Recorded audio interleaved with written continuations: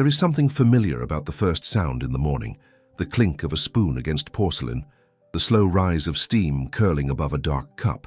For many, coffee is not just a drink.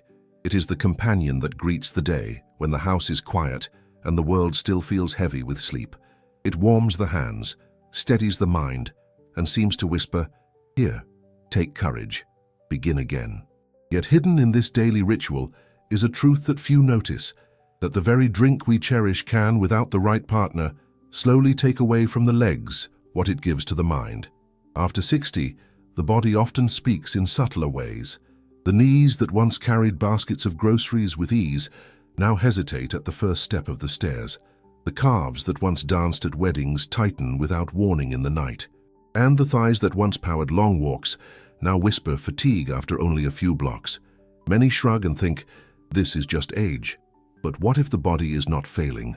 What if it is simply missing the quiet support that should have been placed beside that morning cup? Coffee on its own awakens us, yes, but it also asks for something in return. It draws on the hydration and minerals already more fragile with the years. Like a guest who comes bringing laughter, but leaves with a handful of what was on your table, coffee without balance can leave the muscles less prepared for the day ahead. And it is in this small, almost invisible exchange that strength begins to fade. Not in great leaps, but in daily sips. The Japanese physician Shigeaki Hinohara, who lived past 100, once said that longevity is not found in grand gestures, but in the tiny alignments of everyday life. How you sit, how you walk, even how you sip your morning brew. These are the stones that quietly build the bridge between frailty and resilience. Dr. Peter Attia, a modern voice on healthy aging, echoes this truth. Strength after 60 depends less on sudden effort and more on whether the body is consistently given the raw materials it needs to repair, to move, and to carry us where we wish to go. And so we arrive at a promise both simple and powerful. Not a pill, not an expensive supplement, not a miracle that arrives overnight. Instead, a small change, an ally poured gently alongside your coffee that can help your legs feel steadier, your steps more confident, and your mornings less weighed down by stiffness. It is possible. It is still possible. In the minutes ahead, we will walk together through why coffee alone may quietly drain the legs, what to add to bring them back to life, how timing shapes absorption, and even what to do if coffee is no longer your drink of choice. Think of it as a journey of returning strength, hidden in a cup you already hold each morning. So let us begin with the simple question: what happens when coffee, faithful as it is left alone to wake the mind but not nourish the body? That is where our first chapter begins. There is comfort in holding that first warm cup. Yet, few realize that coffee by itself, though sharp for the mind, quietly takes something away from the body. After 60, when the reserves of water and minerals are already lower, every sip without balance can leave the legs a little more fragile. It is not an enemy, far from it, but like a friend who brings energy yet borrows without asking. Coffee alone may slowly draw from the strength that carries you from chair to garden, from doorstep to path. Inside the body, caffeine gently stirs the nervous system. It lifts the fog of morning and brings clarity, but it also nudges the kidneys to release more fluid. Along with that fluid, essential minerals, potassium and magnesium most of all, slip away. These are not technical terms to be feared. They are the silent sparks that allow muscles to contract smoothly and nerves to send clear signals. Without them, a leg may cramp in the night or feel heavy during a short walk, as if weighed down by invisible sand.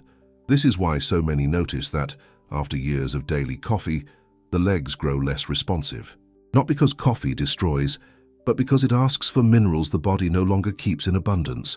When these minerals are absent, circulation may not flow as fully to the muscles, leaving them sluggish even as the mind is awake.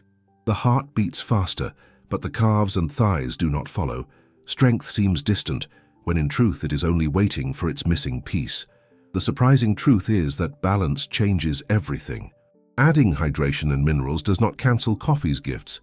It steadies them. The alertness remains, but the legs no longer pay the price. Instead, the body receives both the spark and the fuel, both the awakening and the endurance. Coffee no longer runs alone. It walks beside a partner that supports its journey. There are those who have quietly discovered this harmony. A retired gardener, known for tending roses even at 75, noticed her calves tightening each evening as she climbed the stairs. Rather than give up her beloved morning brew, she began preparing it with mineral-rich water and a hint of lemon. Within a week, she spoke of her nights without spasms and her mornings without hesitation. Nothing else in her life had changed, only what she poured into her cup. Coffee wakes the mind, yes. But it is the quiet minerals, the ones that slip away unseen, that allow the legs to move freely. Without them, the body shouts in fatigue. With them, it whispers strength. And in this whisper lies the possibility of reclaiming the confidence to rise, to walk, to keep going. Even when the years seem to ask for more than the body has left to give, the cup itself has not betrayed you. It simply waits for its companion, the hidden ally that turns a morning habit into a foundation for resilience. In the next step of our journey, we will uncover what that ally is and how even the smallest pinch can transform not just a drink, but the way your body meets the day. The truth is simple. Muscles after 60 are not weak by design. They are hungry for what has quietly diminished with time. Minerals such as potassium and magnesium, once plentiful in the foods of youth, now arrive in smaller portions. Yet these elements remain the silent messengers of vitality. They allow nerves to carry signals smoothly, muscles to contract with purpose, and joints to bend without complaint. When they are lacking, the body does not fail, it falters. And faltering is not the same as defeat. Imagine water enriched with minerals, or the tiniest pinch of electrolyte powder stirred gently into your cup. Nothing dramatic, nothing strange, just a quiet return of what the body already knows. The taste changes little, but the legs receive a steady current of nourishment. It is not about adding something foreign, but about restoring what age has quietly withdrawn. This balance is not new. Across mountains and valleys, traditions have always paired drink with minerals. In the alpine regions, elders drew from springs that carried salt and stone, sipping before labor in the fields. They did not speak of electrolytes or conduction, but of feeling steady, of walking far without the knees giving way. Their wisdom was not technical, it was lived. And that wisdom kept them moving long after youth had passed. There are modern echoes of this as well. A retired teacher, once steady on her feet, found herself clutching the rail each time she climbed the stairs. She loved her coffee, but felt her legs grow unreliable. One small change, brewing with mineral water instead of plain, shifted her mornings. 3 weeks later, she noticed she could ascend without gripping the rail. The joy in her voice was not about the coffee at all.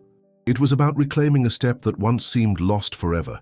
In this way, the ritual of morning coffee becomes more than habit. It becomes an act of care. Each sip says, I choose to nourish, not only to awaken. It is not just coffee in the cup, it is the quiet presence of minerals, standing as guardians for the legs that carry you through the day. When the body receives this balance, a transformation occurs. The fog of fatigue does not settle as quickly. The steps feel lighter, the muscles less prone to spasm, the joints less stiff. The difference is not loud. It does not arrive like a miracle. It comes like a steady tide, lifting gently, day by day, until one realizes that strength has not disappeared. It has been waiting for its share of support. So when you lift your cup tomorrow, imagine it differently, not as a simple drink, but as a gesture of care, not as a habit of the past, but as an ally for the future. Because when coffee is joined by the minerals it longs for, it ceases to be only a morning spark. It becomes a companion for movement, resilience, and dignity. And in this new light, the question is not whether coffee belongs in your life, but how it can walk beside you more wisely. The answer lies in this quiet addition, this almost invisible pinch, which carries the weight of freedom in every step you take. A cup of coffee is often prepared in haste. The kettle whistles, the water pours, the steam rises, and the sip follows almost without thought. Yet hidden in this small rhythm lies a detail that shapes how much of the body truly benefits. Minerals, delicate and alive with purpose, are not indifferent to heat. When they are introduced into boiling liquid, their subtle structure can falter. The body receives less of what it needs, and the legs, already searching for nourishment, feel little of the support they were promised. Allowing the drink to rest, even briefly, changes everything. When the water has cooled just slightly, the minerals dissolve with grace. They remain intact, waiting to be carried into the bloodstream. The caffeine still sharpens the mind, but now it does so alongside minerals that steady the muscles and joints. What begins as a pause of a minute becomes a quiet act of respect. Respect for the very elements the body longs to keep. Science, in its careful language, explains it this way. Caffeine improves circulation, widening the vessels and urging blood to flow more freely. Yet circulation alone is not enough. For muscles to use that rush of blood, they must receive minerals alongside it. Without them, the current flows without purpose, like water moving through dry soil. With them, the current feeds and renews, carrying strength into each fiber of the legs. There are those who have discovered this truth not through textbooks, but through patience.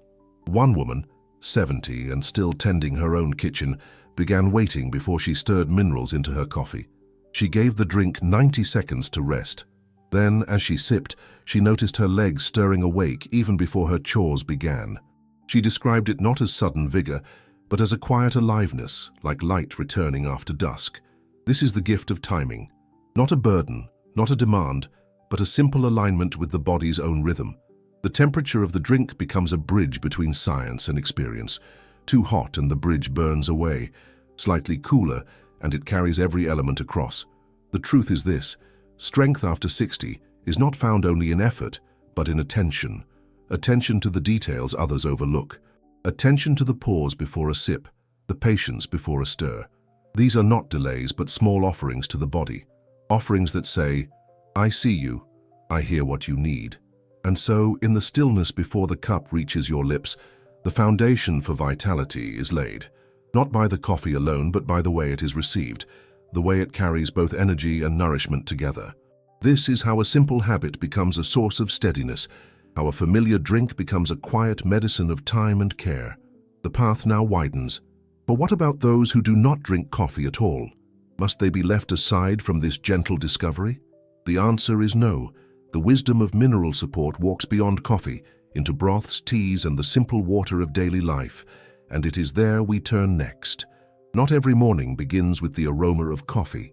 For some, the heart races too quickly, or the stomach resists its bitterness.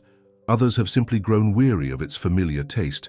Yet the need for minerals does not vanish with the absence of coffee. The body still calls for support, and there are countless other cups in which this quiet ally can be placed. Herbal teas, gentle in their nature, have been a companion for centuries. Chamomile, hibiscus, or green leaves steeped in warm water become not only soothing for the mind, but also carriers of what the muscles crave. Into these cups, minerals can dissolve just as faithfully as they do in coffee. The ritual remains, the pause, the warmth, the nourishment delivered slowly, sip by sip. Soups, too, hold ancient wisdom. In homes across cultures, broth has always been more than food. A pot of bones simmered with vegetables, or a broth drawn from seaweed and roots, releases minerals into the liquid.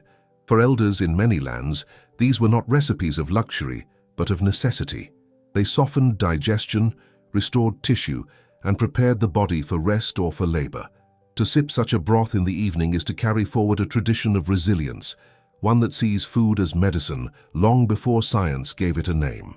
In Okinawa, where some of the world's longest living people reside, the evening bowl of miso soup is not just comfort against the night air. It is a quiet guarantee that muscles and joints will be fed as the body sleeps. In this way, nourishment arrives not only in the waking hours, but in the silent work of rest when repair is most profound. This is not folklore. It is lived practice, carried through generations, that knew longevity not as theory, but as daily life. Stories echo closer to us as well. A retired nurse, now in her mid-70s, no longer drinks coffee, yet she prepares a cup of warm vegetable broth before bed, enriched with a touch of minerals. She describes standing in the dark of night without the wobble that once unsettled her balance.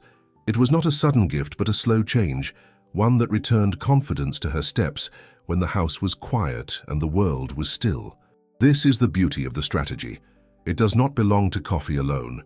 It belongs to any cup, any moment of pause where warmth meets minerals and the body receives what it has been missing. Whether it is tea in the morning, broth at midday, or water in the stillness of night, the principle is the same. The drink becomes more than liquid. It becomes support, a gentle offering to muscles and joints that still long to carry you forward. The message is clear. Strength is not tied to one beverage or one ritual. It is tied to the consistency of giving the body what it quietly needs. Coffee may have been the doorway into this truth, but the path stretches beyond it, into every sip that carries care instead of absence. And when we recognize that, the question is no longer whether we drink coffee or not. The question becomes, are we giving our bodies the minerals they require to keep walking, to keep living with steadiness, and to keep the journey alive?